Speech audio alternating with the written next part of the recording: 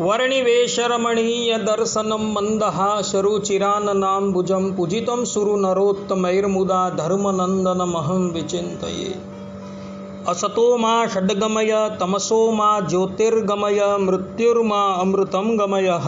ओम शांति शांति शांति। अस्मद्गुरुसमारम्भां नाथयामुनमध्यमां लक्ष्मीवल्लभपर्यन्तां वंदे गुरु परंपरा। આજની જ્ઞાન સભાની અંદર પધારનારા બધા જ ભગવદ્ ભક્તોને વેદાંતાચાર્ય પુરાણ ઇતિહાસાચાર્ય એમ.એ. ફિલોસોફી શાસ્ત્રી રાકેશભાઈના હિતપૂર્વક જય સ્વામિનારાયણ। ભક્તો, ગયા વખતની જ્ઞાન સભાની અંદર આપણે બધાએ શ્રીમદ ભાગવતના દશમ સ્કંદના 87મા અધ્યાયની અંદર આવેલી વેદસ્તુતિની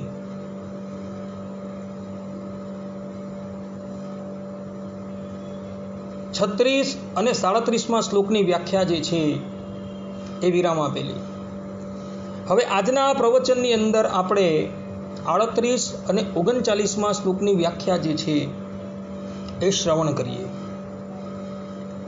વેદ ભગવાન શ્રીમદ નારાયણની સ્તુતિ કરતા પોતે ગાય છે, સયદ જયાત્વજા મનુષ્યિત ગુણાશ્ચ જુષન ભજતિ સ્વરૂપતામ તદનુ મૃત્યુમપેત ભગઃ ત્વમુત જહાસિતા મહિરિવ ત્વચ માત ભગો મહસી મહીયશ્રેષ્ઠ ગુણિતે પરિમેય ભગઃ। અર્થાત અજ્ઞાની જીવોનો સમૂહ માયા દ્વારા ત્રિગુણાત્મક વિષયોનું સેવન કરીને તેના જેવો થાય છે, ત્યાર પછી નિર્બળ થઈને મૃત્યુ પામીને માયામાં લીન રહે છે।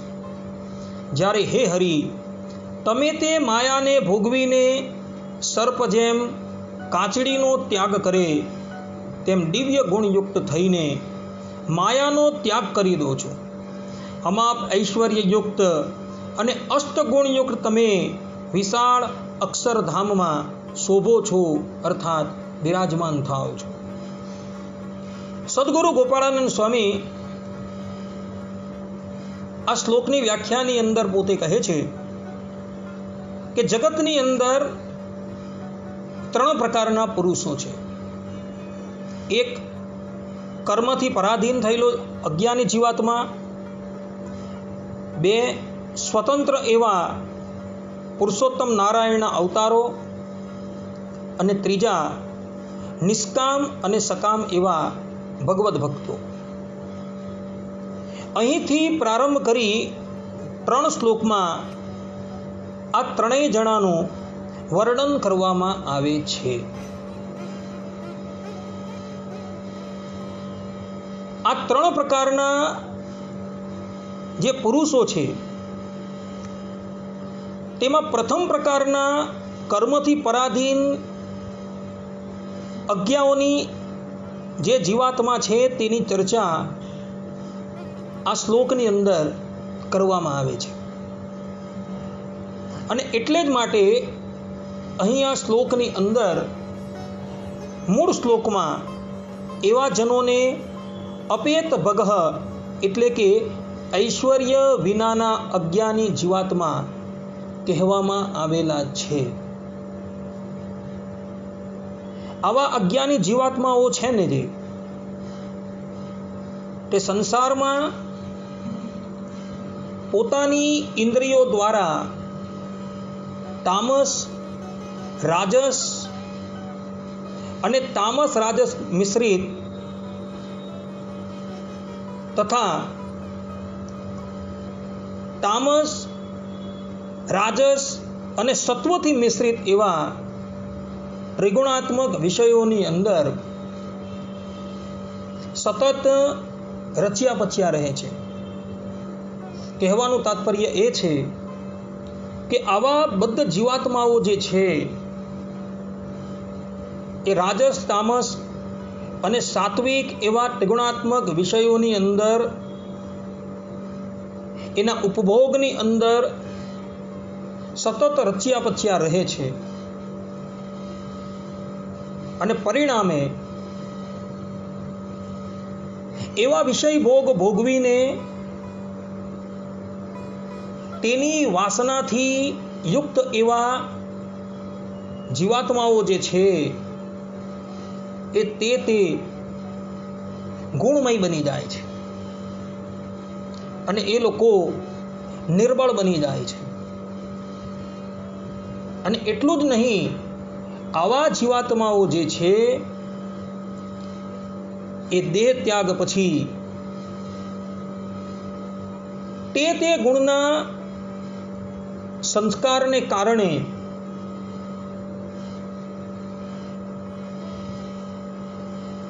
ગુણમય એવી સંસ્કૃતિની અંદર ફરતા રહે છે. કહેવાનું તાત્પર્ય એ છે કે જે જીવાત્મા રજોગુણ, તમોગુણ અને સત્વગુણથી યુક્ત એવા પંચ વિષયના ઉપભોગની અંદર રચ્યા પચ્યા રહે છે, એ લોકો તે પછી એવા ગુણમય જ બની જાય છે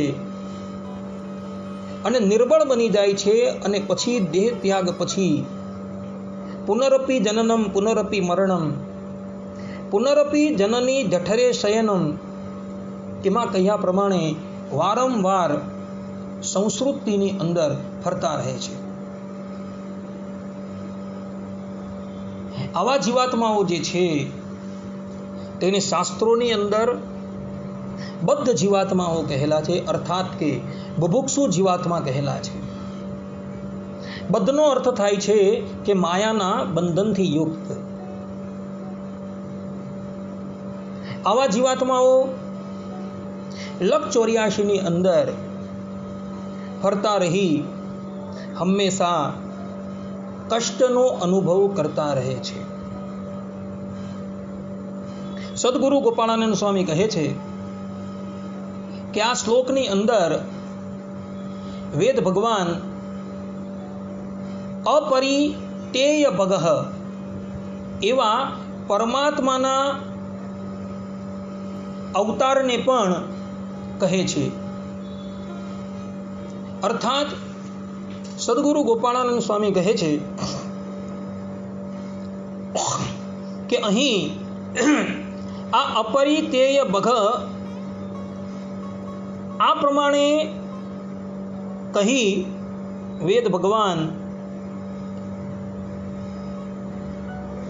આ શબ્દ દ્વારા પરમાત્માના અવતારનું પ્રતિપાદન કરે છે.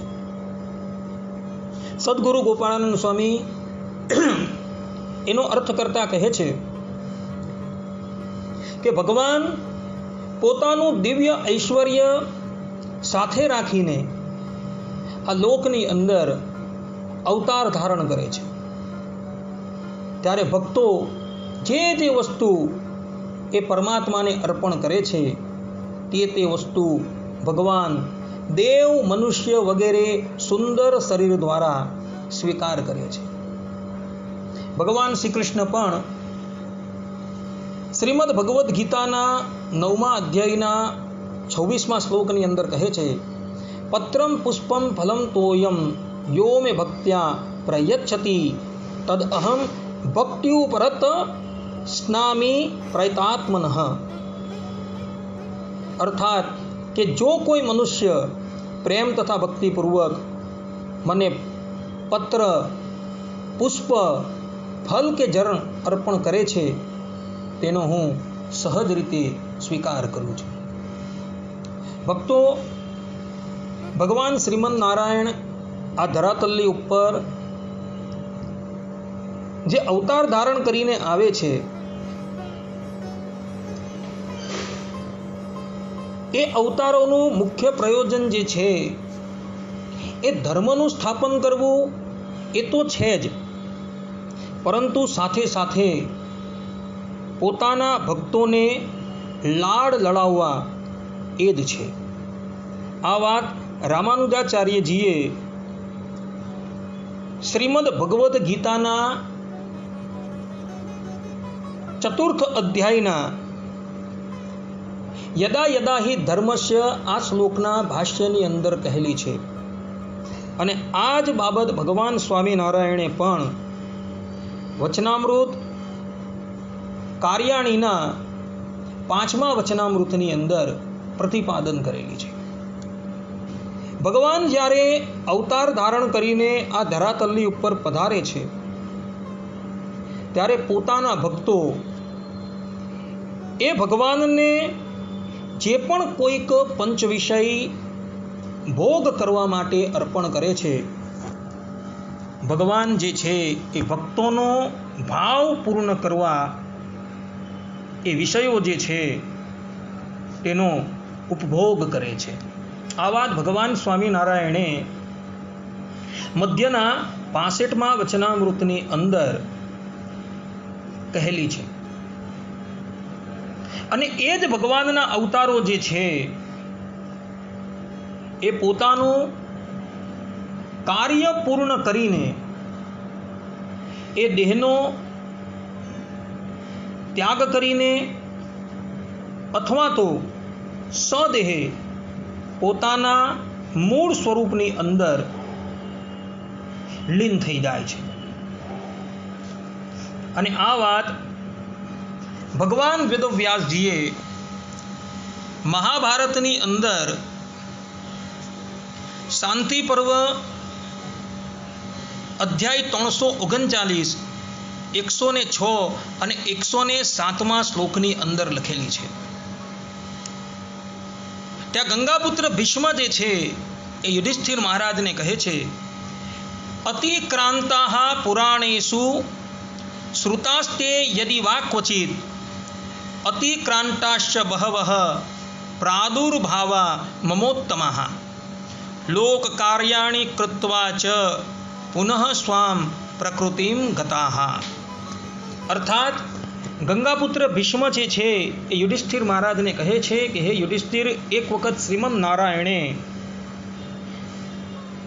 નારદજીને કહ્યું હતું કે મારા જે અવતાર અત્યાર સુધીમાં થઈ ચૂકેલા છે એને સ્વાભાવિક રીતે તમોએ પુરાણની અંદર સાંભળેલા હશે. મારા કેટલાય ઉત્તમો ઉત્તમ અવતાર થઈ ચૂકેલા છે અને તે અવતાર લોકહિતનું કાર્ય સંપન્ન કરી પુનઃ પોતાના મૂળ સ્વરૂપની અંદર લીન થઈ જાય છે. અને આ જ વાત ભગવાન સ્વામિનારાયણે પણ ગધડા મધ્યના 13મા વચનામૃતની અંદર કહેલી છે. ભગવાન સ્વામિનારાયણ કહે છે, અને સર્વે અવતાર પુરુષોત્તમમાંથી પ્રગટ થાય છે અને પાછા પુરુષોત્તમને વિશે લીન થઈ જાય છે. પરબ્રહ્મ પરમાત્મા ભગવાન સ્વામિનારાયણ અંત્યના 31મા વચનામૃતની અંદર પણ કહે છે ને તે આકૃતિમાંથી એ પોતે ભગવાન અવતાર ધારણ કરે છે. કહેવાનું તાત્પર્ય એ છે કે ભગવાન ધર્મની રક્ષા કરવાને અર્થે અક્ષરધામસ્ય મૂળ સ્વરૂપમાંથી જે અવતાર ધારણ કરે છે એ અવતાર પોતાનું કાર્ય પૂર્ણ કરી પોતાનું જે મૂળ સ્વરૂપ જે છે એની અંદર એ લીન થઈ જાય છે. ભક્તો, ભગવાનની દેહ ધારણ કરવાની રીત પણ અલૌકિક છે અને ભગવાનની દેહ મૂકવાની રીત પણ જે છે એ અલૌકિક છે. કોઈક વખત ભગવાન શ્રીમદ નારાયણ જે છે એ માતાના ગર્ભ થકી પ્રગટ થાય છે, જે પ્રમાણે કલ્કી ભગવાન પ્રગટ થયા હતા. કોઈક વખત એ સ્તંભ ફાડીને પ્રગટ થાય છે અને કોઈક વખત એ પરબ્રહ્મ પરમાત્મા જે છે એ કોઈ પણ યોની વગર સીધા જ આમ પ્રગટ થઈ જાય છે, જે પ્રમાણે વામન ભગવાન પ્રગટ થયા હતા. અને પરમાત્માના દેહ મૂકવાની રીત જે છે એ પણ અલૌકિક છે. કોઈક વખત યુદ્ધની અંદર લડતા થકા એ ભગવાન દેહ મૂકે છે, જે પ્રમાણે નરસિંહ ભગવાન અને સર્વરૂપ થઈને આવેલા ભગવાન શંકર વચ્ચે યુદ્ધ થયું અને નરસિંહ ભગવાને અને ભગવાન શંકરે દેહનો ત્યાગ કર્યો. આ વાત શિવ પુરાણની અંદર લખેલી છે. અને કોઈક વખત ભગવાન શ્રી રામની જેમ પોતે મનુષ્ય રૂપની અંદર જ ભગવાન મૂળ રૂપની અંદર આવી જતા હોય છે. કોઈક વખત ભગવાન શ્રી કૃષ્ણની જેમ એ ભગવાન દેહ ત્યાગ કરીને પોતાના ધામની અંદર જતા હોય છે. આ પ્રમાણે પરબ્રહ્મ પરમાત્મા જે છે એ પોતાનું કાર્ય પૂર્ણ કરી પોતાના મૂળ રૂપની અંદર લીન થઈ જાય છે. અહીં સદગુરુ ગોપાળાનંદ સ્વામી એક બાબતની ઉપર બહુ સુંદર પ્રકાશ કરે છે. સદગુરુ ગોપાળાનંદ સ્વામી અહીં કહે છે કે પરમાત્માને માટે અહીં અપરિતેય બગહ વિશેષણ હેતુપૂર્વક પ્રયોજેલું છે અને તે દર્શાવે છે કે અવતારનું આ કાર્ય પરબ્રહ્મ પરમાત્મા સિવાય અન્ય કોઈનું પણ નથી. કારણ કે અક્ષર પુરુષ અથવા માયાથી યુક્ત એવા પ્રકૃતિ પુરુષ આદિ કોઈ પણ અવતારનું કારણ નથી. અવતારનું કારણ કેવલ ને કેવલ પરબ્રહ્મ પરમાત્મા ભગવાન શ્રીમન નારાયણ જ છે. અને આ વાત ભગવાન શ્રી કૃષ્ણએ પોતાના સ્વમુખે ગીતાની અંદર કહેલી છે. ભગવાન શ્રી કૃષ્ણ અર્જુનજીને ગીતાના 4th અધ્યાયની અંદર પોતે કહી રહ્યા છે કે યદા યદા હિ ધર્મસ્ય ગ્લાનિર ભવતિ ભારત અભ્યુત્થાનમ ધર્મસ્ય તદાત્માનમ સૃજામ્યહમ. કે હે ભરતવંશી, જ્યાં અને જ્યારે ધર્મનું પતન થાય છે અને અધર્મનું ભારે વર્ચસ્વ જામે છે તે વખતે હું સ્વયં અવતરું છું. અહીં ભગવાન શ્રી કૃષ્ણે સ્પષ્ટ રૂપે અર્જુનજીને કહ્યું છે કે અવતાર ધારણ કરવાની અંદર કેવલ હું જ નિમિત્ત છું. આ ધરાતલની ઉપર કોઈ અક્ષર પુરુષ કે કોઈ પ્રકૃતિ પુરુષ જે છે એ અવતારની અંદર કારણ નથી. હું જ પોતે અવતાર ધારણ કરું છું. અને આ જ વાત ભગવાન સ્વામિનારાયણે વચનામૃતની અંદર પણ કહેલી છે. ગધડા અંત્યના 31મા વચનામૃતની અંદર ભગવાન સ્વામિનારાયણ કહે છે ને તે આકૃતિમાંથી એ પોતે ભગવાન અવતાર ધારણ કરે છે.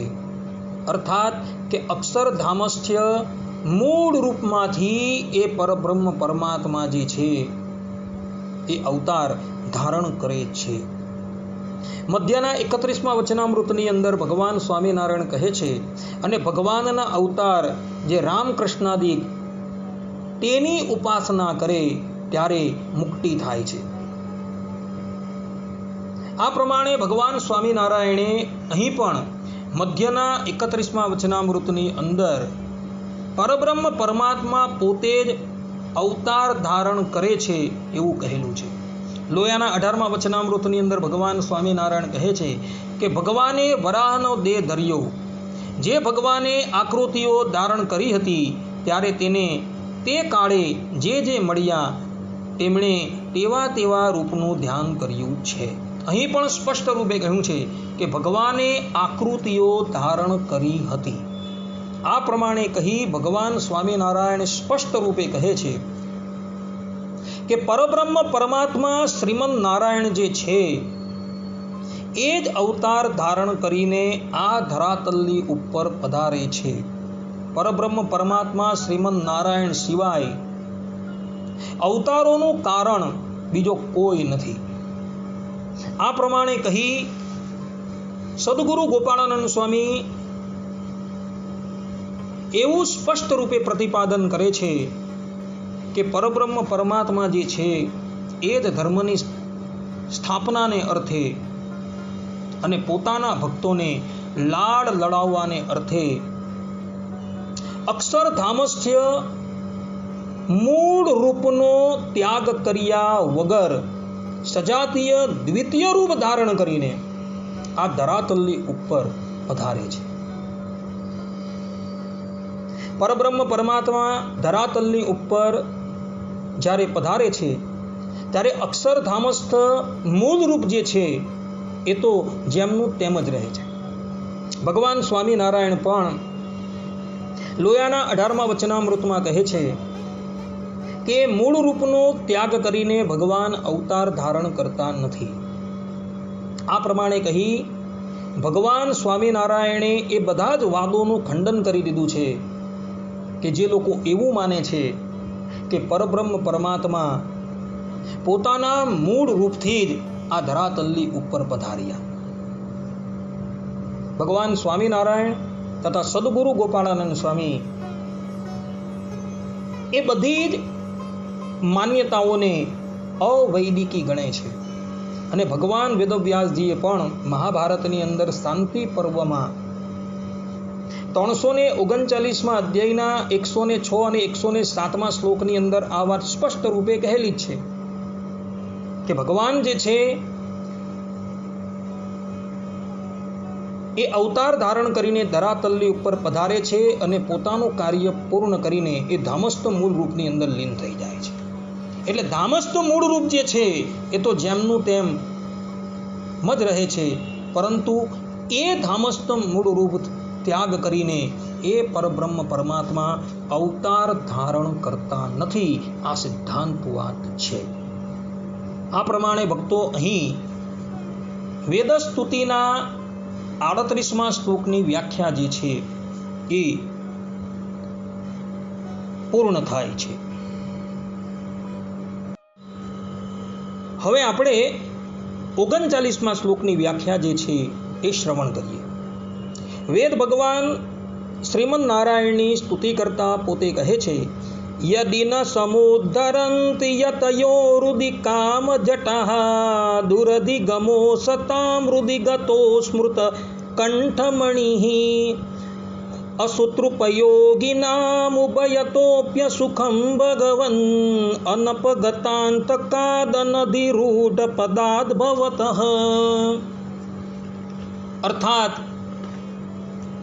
હે ભગવાન, ભક્તો જો હૃદયમાં રહેલા વાસના સમુદાયને ઉખેડી નાખે નહીં તો માણસ કંઠમાં પહેરેલા મણીને ભૂલીને બહાર શોધે તો મળે નહીં, તેમ તમે પણ આવા અસત સકામ ભક્તોના હૃદયમાં રહેલા હોવા છતાં પણ તેને માટે દુર્લભ છો.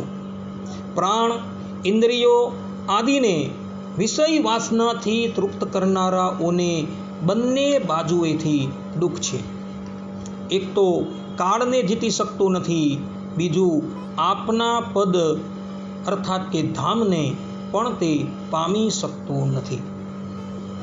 સદગુરુ ગોપાળાનંદ સ્વામી આ શ્લોકની વ્યાખ્યાની અંદર પોતે કહે છે કે આ શ્લોકની અંદર હવે સકામ ભગવદ ભક્તો વિશે વિચારણા કરવામાં આવેલી છે ને જેમાં વર્ણવવામાં આવેલું છે કે એવા સકામ ભક્તો જે છે એને 2 પ્રકારનું દુઃખ થાય છે. આગળના શ્લોકની અંદર વેદ ભગવાને ભગવાનના અવતારોનું પ્રતિપાદન કરેલું છે અને બદ્ધ જીવાત્માઓની કેવી દુર્દશા થાય છે તેનું પ્રતિપાદન કરેલું છે.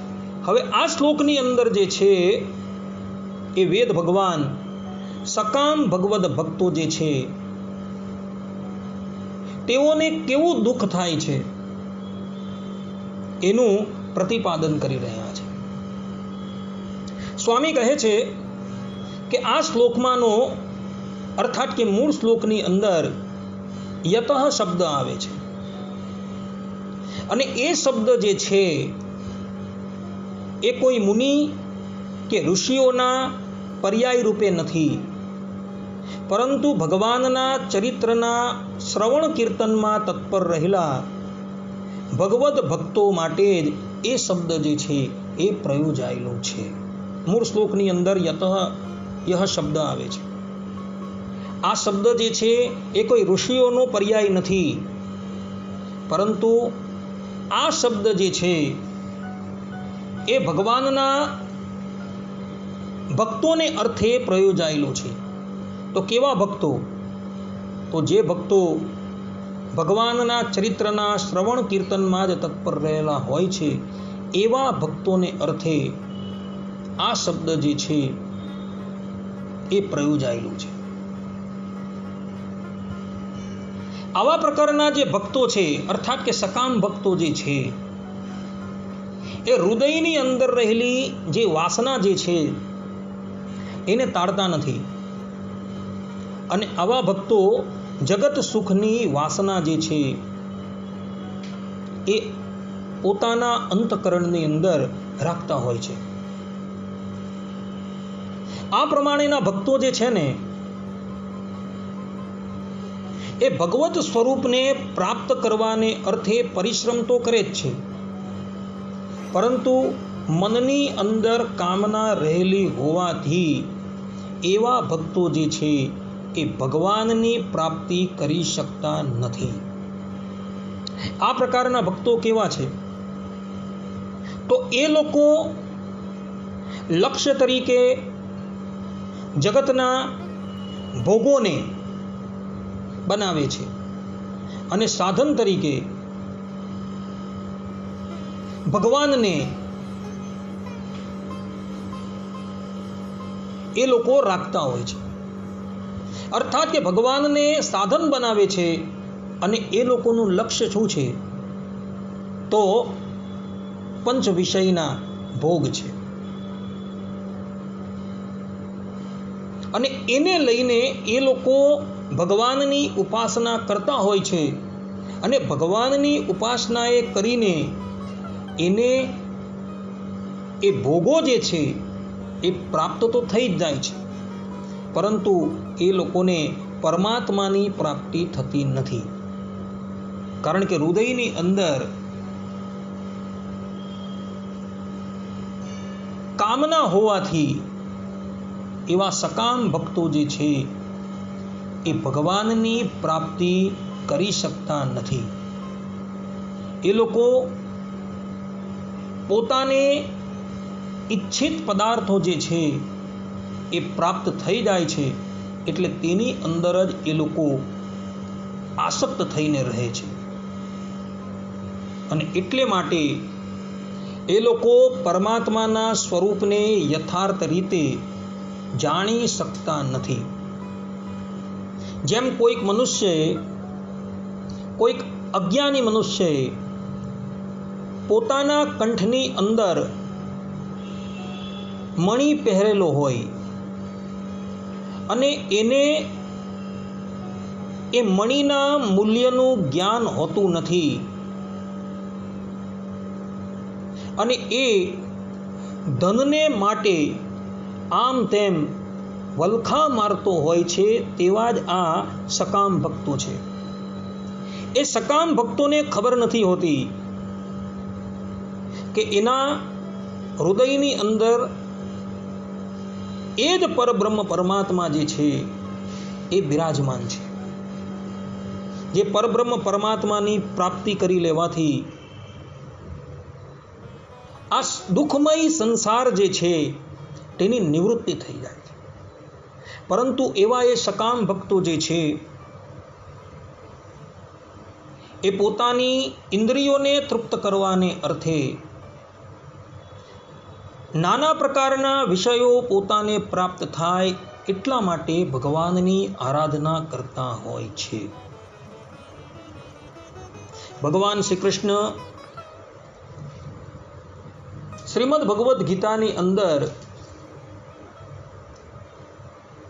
7મા અધ્યાયના 16મા શ્લોકની અંદર કહે છે, ચતુર્વિધા ભજંતી મામ જનઃ સુકૃતો નો અર્જુન આર્તો જિજ્ઞાસુર અર્થાર્થી જ્ઞાની ચ ભરતર્ષભ. અર્થાત કે હે ભરતશ્રેષ્ઠ, 4 પ્રકારના પુણ્યશાળી મનુષ્યો મારી ભક્તિમય સેવા કરે છે. દુઃખી, અર્થાર્થી, જિજ્ઞાસુ અને જે પરમ સત્યના જ્ઞાનની શોધમાં છે. અહીં દુઃખી કોને કહેવાય?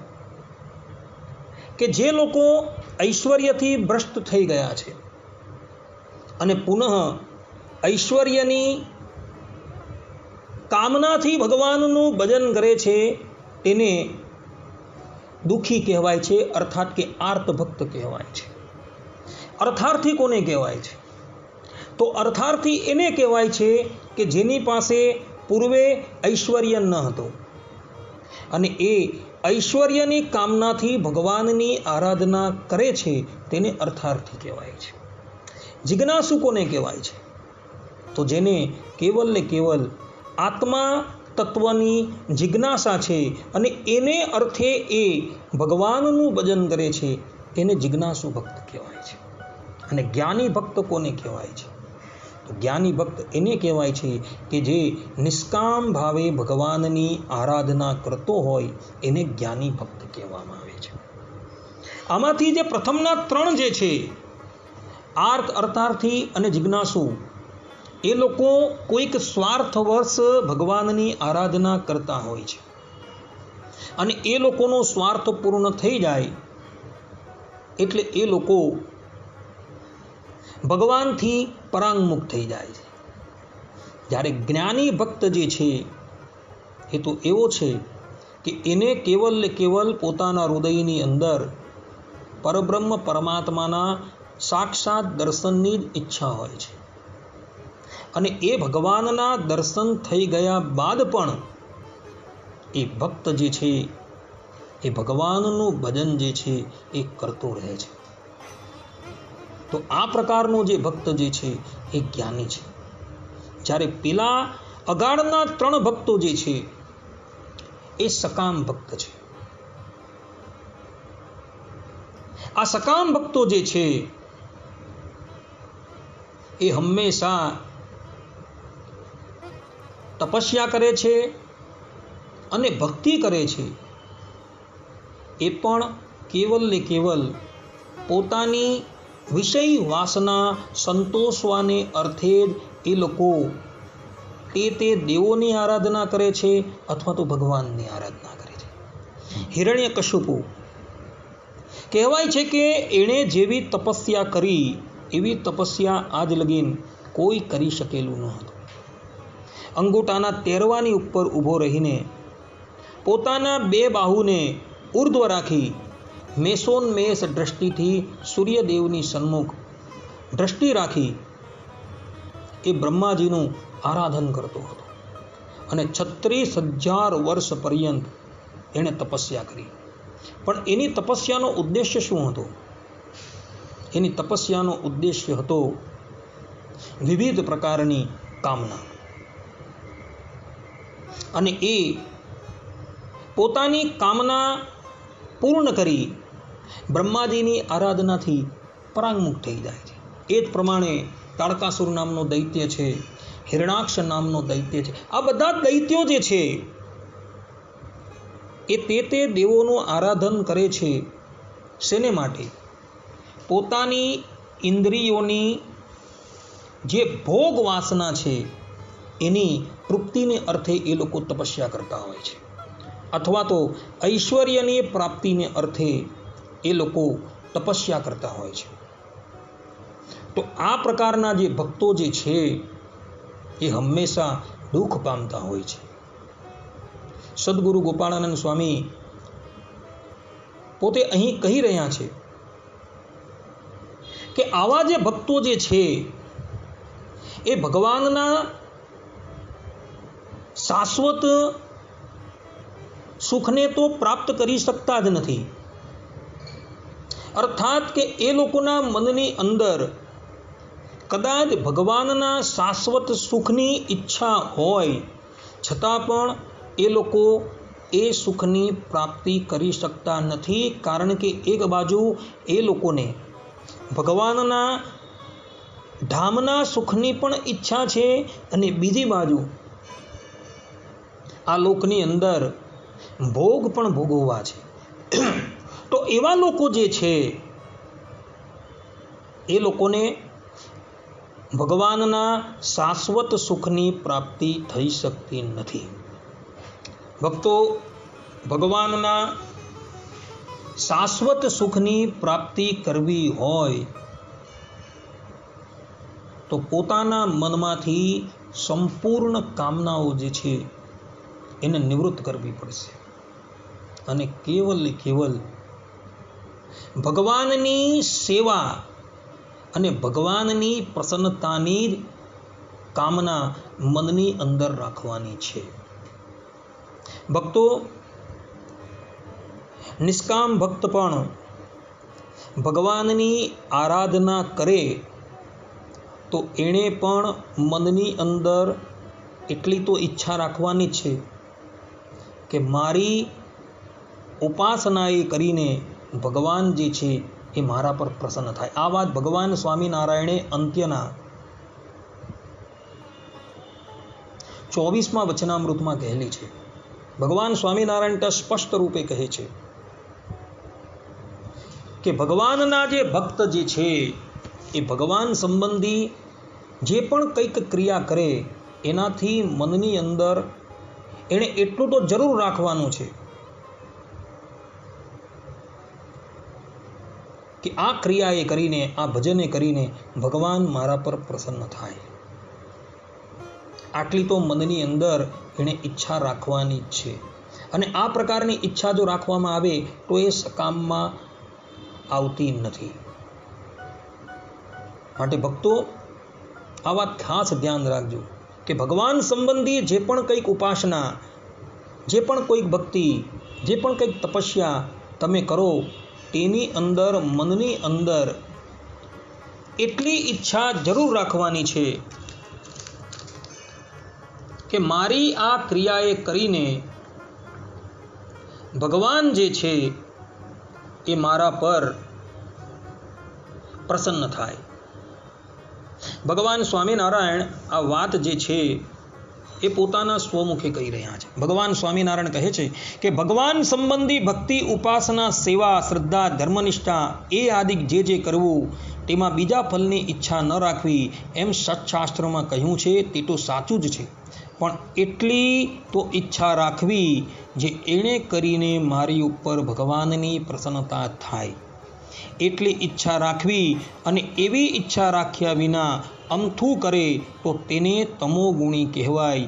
માટે ભગવાનની ભક્તિ આદિ જે ગુણ તેણે કરીને ભગવત પ્રસન્નતારૂપ ફળને ઈચ્છવું અને જો એ વિના બીજી ઈચ્છા રાખે તો ચતુર્ધા મુક્તિ આદિક ફલની પ્રાપ્તિ થાય છે.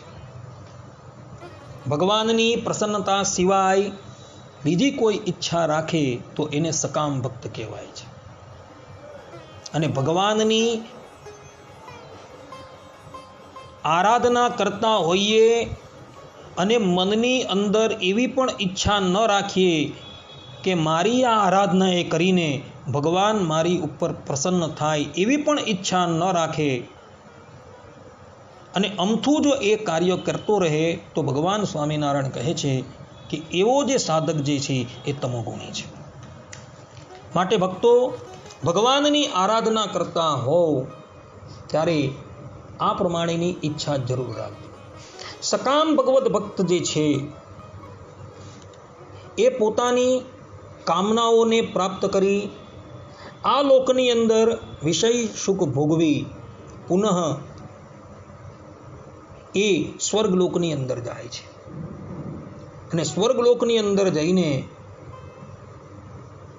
તે પોતે દેવતાઈ સુખનો અનુભવ કરે છે અને સ્વર્ગમાંથી પુનઃ એના પુણ્યકર્મ સમાપ્ત થાય એટલે એ ધરાતલની ઉપર આવી જાય છે. ભક્તો, મહાભારતના શાંતિ પર્વની અંદર ગંગાપુત્ર ભીષ્મ યુધિષ્ઠિર મહારાજને કહે છે કે ભગવાનના ધામની આગળ આ સ્વર્ગાદિક લોક જે છે એ તો નરક તુલ્ય છે. અને ભક્તો, સ્વર્ગમાંથી મનુષ્ય જ્યારે પતન પામે છે ને ત્યારે એ ધરાતલની ઉપર વિવિધ પ્રકારની યોનિની અંદર જન્મ ધારણ કરે છે. એટલે સ્વર્ગનું સુખ જે છે એ પણ અંતે તો દુઃખદાયી છે. એટલે જ માટે ગોસ્વામી તુલસીદાસજી રામચરિત માનસની અંદર પોતે કહે છે, સ્વર્ગ સ્વલ્પ અંત દુઃખદાયી, કે સ્વર્ગનું જે સુખ છે એ સ્વલ્પ છે અને અંતે એ દુઃખ આપનાર છે. માટે ભક્તો, જે પણ કોઈક સકામ ભક્તો જે છે એ સકામ ભક્તો પોતાની કામના સંતોષવાને અર્થે ભગવાનની ઉપાસના કરે છે, એ બધા કાળના ભયથી તો ક્યારેય મુક્ત થતા જ નથી. એવા સકામ ભક્તોને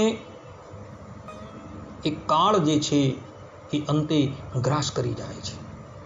એના જે ભોગો છે એ ભોગોને પણ એ કાળ જે છે એ ગ્રસ્ત કરી જાય છે. માટે એવા જે સકામ ભક્તો જે છે એ સકામ ભક્તો તો બહુ તુચ્છ છે ને એ લોકો વિવિધ પ્રકારના દુઃખથી પીડાતા હોય છે. માટે ભક્તો, ભગવાનની આરાધના કરો તો હંમેશા મનની અંદર નિષ્કામ ભાવ રાખજો અને મનમાં એવી ઈચ્છા રાખજો કે મારી આરાધના એ કરીને ભગવાન શ્રીમન નારાયણ જે છે એ પ્રસન્ન થાય. આ સિવાય મનની અંદર કોઈ પણ જાતની કામના રાખતા નહીં. કારણ કે કામના જે છે એ કામના જ તમને પુનઃ આ સંસ્કૃતિની અંદર ભ્રમણ કરાવશે. અને ભગવાનને જેવા નિષ્કામ ભક્ત પ્રિય છે એવા સકામ ભક્ત પ્રિય નથી. કારણ કે સકામ ભક્તો જે છે એ લોકો તો પોતાનો ઈપ્સિત પદાર્થ જે છે એ પ્રાપ્ત કરીને ભગવાનથી પરાંગમુખ થઈ જશે. પછી એને અને ભગવાનને કોઈ સંબંધ રહેતો નથી. જ્યારે નિષ્કામ ભક્તો છે એ નિષ્કામ ભક્તો એ લોકોને પોતાનો ઈપ્સિત પદાર્થ એવા પરબ્રહ્મ પરમાત્મા પ્રાપ્ત થઈ જાય પછી પણ એ લોકો ભગવાનની આરાધના જે છે એનો ત્યાગ કરતા નથી. એ લોકો અખંડ ભગવાનનું સ્મરણ જે છે એ કરતા જ રહે છે. કારણ કે એ લોકોને એ ભગવાનના ભજનની અંદર આનંદ આવતો રહે છે. માટે ભક્તો, સકામ ભાવે ક્યારેય પણ ભગવાનનું ભજન કરતા નહીં. વેદ ભગવાન આ શ્લોકની અંદર એ જ બાબતનું પ્રતિપાદન કરે છે કે સકામ ભક્તો જે છે એ કાળ માયાના ભયથી ક્યારેય પણ નિવૃત્ત થતા નથી. એ લોકોના માથે પણ કાળ અને માયાનો ભય છે ને છે. પરંતુ નિષ્કામ ભક્તોના માથા પર ક્યારેય પણ કાળ કે માયાનું સામ્રાજ્ય ચાલી શકતું નથી. એની રક્ષા કરનારા જે છે એ સાક્ષાત પરબ્રહ્મ પરમાત્મા હોય છે. માટે ભક્તો, નિષ્કામ ભાવે એ ભગવાનનું ભજન કરજો અને મનની અંદર એવી ઈચ્છા રાખજો કે આ દેહ ત્યાગ કર્યા પછી હું ભગવાનના ધામની અંદર જાઉં અને ભગવાનની સેવા પરાયણ થાઉં.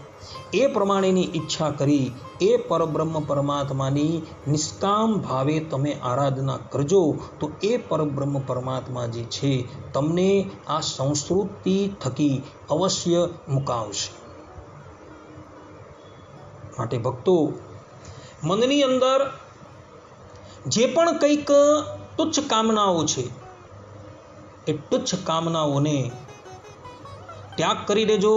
મહાપુરુષોનો સંગ કરીને મનની અંદર રહેલી એ તુચ્છ કામનાઓ જે છે એને દેહ છતે નિવૃત્ત કરી દેજો, જેથી કરીને તમે દેહ ત્યાગ કર્યા બાદ એ પરબ્રહ્મ પરમાત્માની સેવાની અંદર સ્થિત થઈ જશો.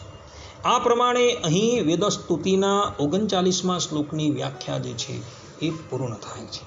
હવે પછીના પ્રવચનની અંદર આપણે 40મા શ્લોકની અને 41મા શ્લોકની વ્યાખ્યા જે છે એ શ્રવણ કરશું. ત્યાં લગીન બધા જ ભગવદ્ ભક્તોને હેતપૂર્વક જય સ્વામિનારાયણ. સર્વે સંતુ નિરામયઃ, સર્વે સુખીનો ભવંતુ, સર્વે ભદ્રાણી પશ્યંતુ, મા કશ્ચિત દુઃખ ભાગ ભવેત.